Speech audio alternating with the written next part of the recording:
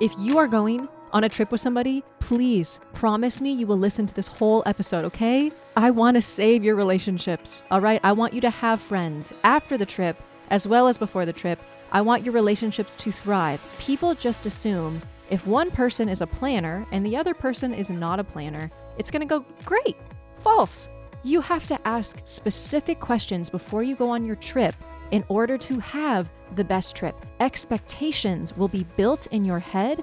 And if you haven't talked about the other person's travel style, if you haven't answered these questions with them, you are setting yourself up for not necessarily a bad trip, but not as great of a trip if you would have just covered these questions in advance. So promise me you'll listen to the whole thing, okay? Okay. I'm trusting that you said yes. But welcome to episode 3 of So You Want to Travel with me, your host, Megan O. I'm so happy that you're here, especially given the topic of this video. We're going to talk about questions that it's very important for you to ask your friend or significant other or spouse before you go on a trip, because y'all, just like love languages, there are travel styles. There's a way in which you travel, but I first want to share my experience about why this is so important. Let me tell you about my travel experiences where I wish I would have had these questions in advance. First experience that comes to mind was the first trip that I went on with a friend. We went to Paris for a day and then we spent 2 weeks in Italy. Thank goodness we were both very forgiving, and we have already talked about this and kind of like set everything straight. This was also a long time ago, but it wasn't even the worst of the experiences. So I'm going to share 2 experiences. This one's not as bad as the second one. I am very much not a planning type. If you do know anything about MBTI, I'm a P. I am the P'est of P's. MBTI is like a test that you can take that gives you kind of an acronym that describes more about you. So if someone was like, oh, what's your MBTI? In telling them these 4 letters, you can get kind of an understanding as to who someone is. So for example, J means you're a planner, P means you're more spontaneous. And I am like 92% spontaneous. So I don't plan things. My friend and I are very similar in many ways, but she is definitely a little bit more of a planner than me. So she went ahead, bought all the Airbnbs. She went ahead and kind of came up with itineraries. And I'm over here going, I just want to go to Italy. I don't really care what we do. And so it led to us going on this trip. She had all these, plans, and I was just kind of along for the ride. But we started to kind of face some conflicts along the way. I specifically remember we were in Rome. We met with some guys. She really liked one of these guys. And for me, I've had a lot of bad experiences with guys, especially abroad. And so I have my walls up way more than she does. And she kind of finds like her fountain love. We're in front of this fountain and she's having her like lovey-dovey moment. And I'm over here on the side with the boy's friend. And I am -% interested in this guy. And I'm just kind of having to play this weird game of like, I'm not into you at all, but I'll still talk. And my social battery is quite tired because we've been doing a lot of things. But I also don't want to ruin her moment because she's having this moment with a guy.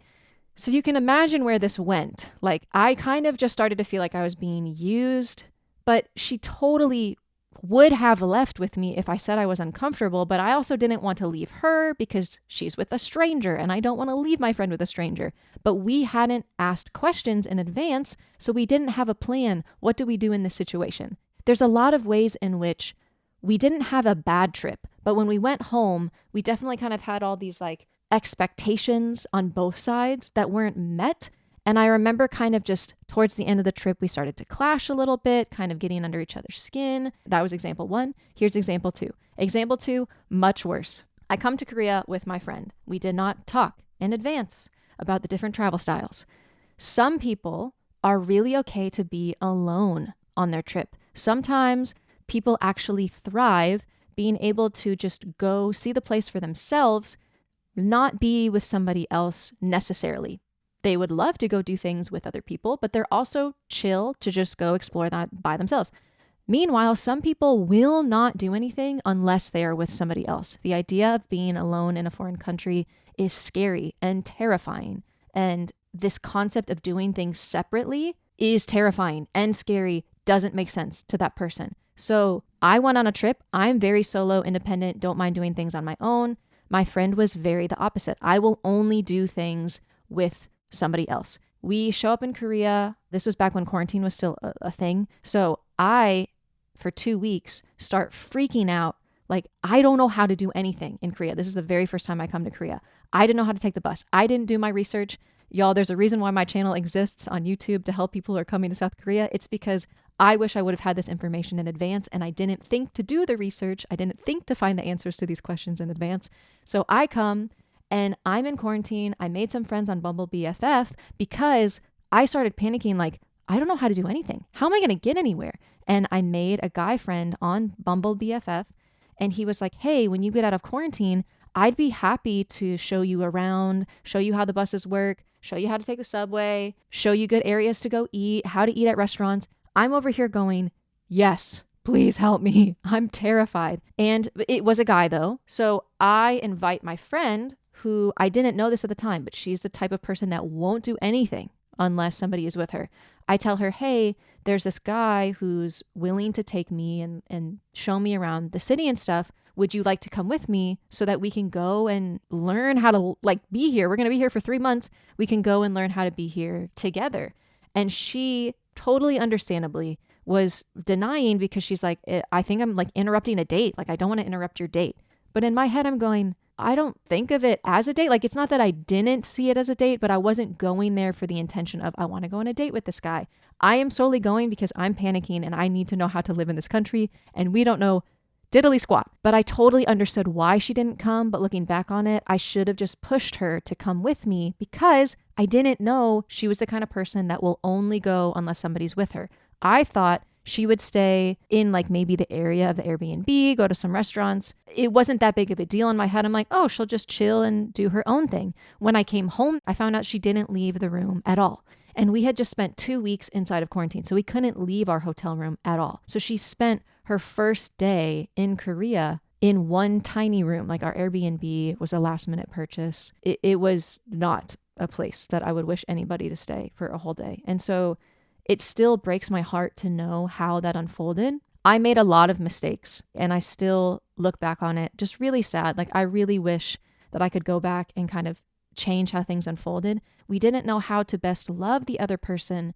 And yeah, it ended in the loss of a friend that meant a lot to me. So these are 2 examples as to why I really hope you can take me seriously, get out the pen and paper, and write down some of these questions that I hope that you can ask whoever you are going on a trip with. So let's get right into these questions. I think it's best if you write these down and you answer them yourself, and then you exchange answers with the person that you're going on a trip with. It's better for you to answer these questions with whomever you're going to travel before you decide to go on a trip with them, honestly, because if you end up kind of clashing a bit, it's totally okay if you end up clashing because you don't already have the trip planned.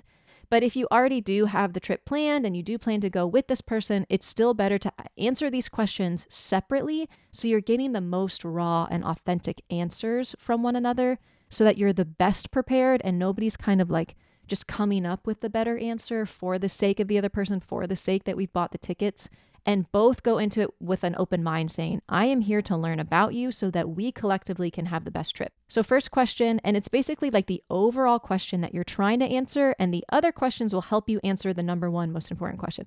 Number 1 most important question, what is your ideal trip? You're trying to figure out what does your ideal trip look like so that we can try to match and make sure we're both achieving our ideal trip. So the first sub question to answer this number 1 overall question is, how do you plan for a trip? Some people will say, I don't plan. Some people are like, oh, I just like to make sure everything. No. We gotta go into details. So you need to answer, are you a hour by hour? Do you plan things and you set timetables from, we're going to wake up at 8:45, we're going to be out of the house by 10, and we're going to go take this tour that's 11 o'clock. I bought the Airbnb nearby so that we don't have to walk very far. Maybe we can take a stroll detour to a cafe.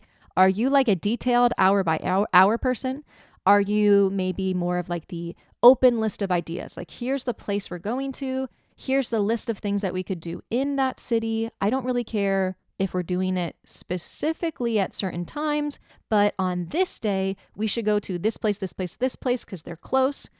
Or maybe you just have a whole list for the whole city. You don't even specify days, but you just have a list of places that you could go to and kind of play it by ear. Or maybe you really don't plan at all, you are just happy to buy the ticket and figure it out when you get there, maybe make some friends, hear about what's the good places to go, what are the hot spots, learn from the people. You super don't mind not planning at all, more of like a free-spirited person. If I tell you that I'm not the planning type, you can probably already figure out like where I lean on this list. I would probably say I lean towards like, let's just have possible things that we could do. I don't match them to specific days. I lean more on like the open-ended side of things. That sounds like literal hell to somebody who is a planner. So if those two people are coming together, a super planner and a non-planner, that is going to end up clashing if the person is so relaxed and the planner is kind of expecting input. But again, if you answer this question, you hear the other person's response, you have to now kind of negotiate / understand the other person's response. If someone is an hour by hour, you have to go before this trip starts. You have to go into it saying, are we going to both collectively stick to the schedule? If you say yes and you're not the planning type, then you better know what you're getting yourself into. The hour by hour people are legit. They are with it. They are a different breed of animal, honestly, different breed of human. But if you yourself are not that way, and that sounds stressful, and that sounds non-relaxing, like non-exciting, like I'm going to vacation to relax and chill, you're going to have to meet somewhere in the middle, and you have to remind each other where you met, like what line that you've met at. So if the hour by hour person is like, we got to get to the next thing, the other person has the right to say, hey, remember, we made the decision. We're not doing the hour by hour. We're doing like the little bit more relaxed. And vice versa. The really relaxed person has to understand we're going to at least have places like boxes to check each day. And so don't try to like sway off of the plan. Try to keep to at least the generalized plan. This is probably one of the biggest giveaways of if you guys will travel well together. If you're both non-planning people, I think you should at least have a general idea of places that you could go, because if you become too much of the non-planning type, you run the risk of just wasting your money and kind of just like chilling at home, or you spend a lot of time doing research when if you would have just done a little bit of research in advance, you would have had more time to like go out and have fun. If you are the hour by hour person, always add extra time to everything and always have like a free space window. You can always overextend how long you stay somewhere and then end up cutting it short than if you were to only say, we're only going to spend an hour here, but then you end up wanting to spend 2 hours and then the whole rest of your schedule gets like. So always add buffer time, especially transportation.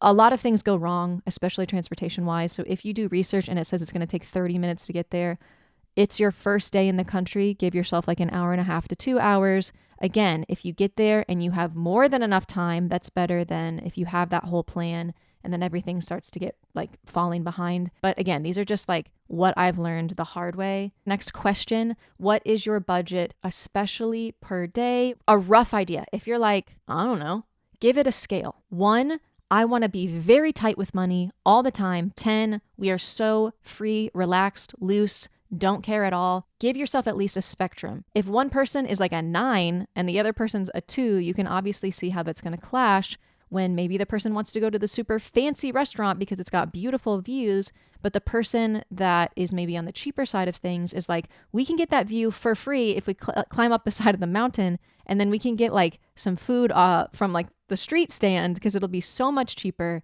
and probably tastes better, you know? So you want to say, what is your budget per day for the whole trip? And make sure you go into that both knowing what the other person's budget is. Who pays is a really good question to ask. Who's going to buy the accommodation? Is it going to go on my Airbnb account or is it going to go on her Airbnb account? Because if for some reason something goes wrong, that person could get left a review. And if that is not a good review, but it's because your friend was the one that came and your friend was the one that made the noise, but now your account makes it look like you're a noisy person, you know, who's going to pay for things under what name when you go out to eat and you want to go out to restaurants? Do you just want to use one card for the sake of convenience and then split the fee at the end? Do you want to do like I'll pay at this restaurant and then you pay at the other restaurant?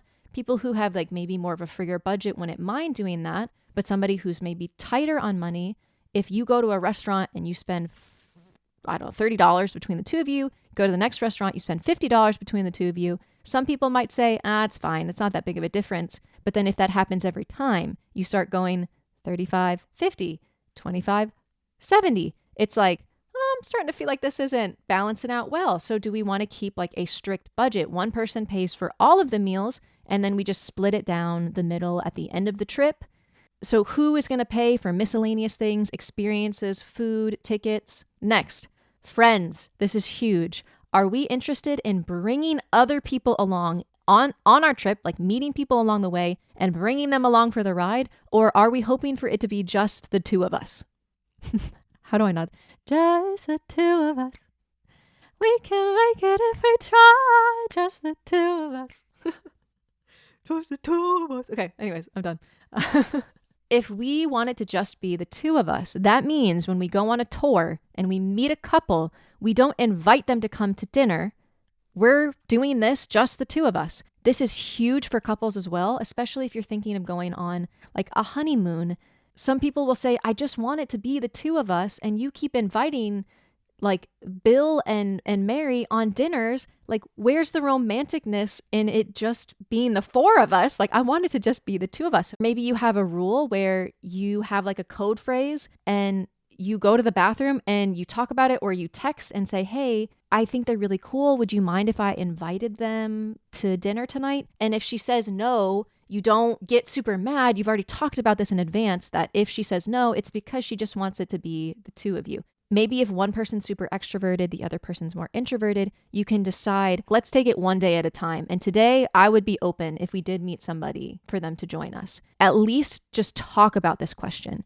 And another reason why it's so important is the follow-up question. How do you feel about alone time? And this, you heard my story from the beginning. If that person likes alone time, or if that sounds scary to them, or maybe a little bit, but not too often, get specific with this one. How often do you mind having alone time? How often do you desire alone time? This kind of also goes into the planning part of it. Do we want to have like a start time for possible activity to start / a end time? Like, I want to make sure I'm home by this because I will need to recharge. This will be tiring. It depends on the couple. It depends on the friendship. But if you talk about this in advance, if you know that this person needs more alone time, you won't be offended if they try to escort like themselves away, if they kind of check themselves out for the evening. Try to just be honest up front how much alone time you would like.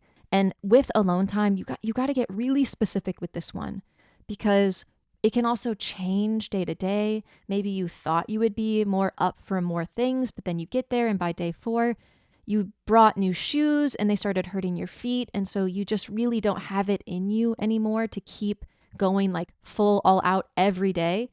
And it's so important to talk about this, because if you say you want it to just be the two of you and you don't want to maybe invite many friends along the journey, like you're happy to talk to people if you're out, but you don't want to invite many friends along the journey.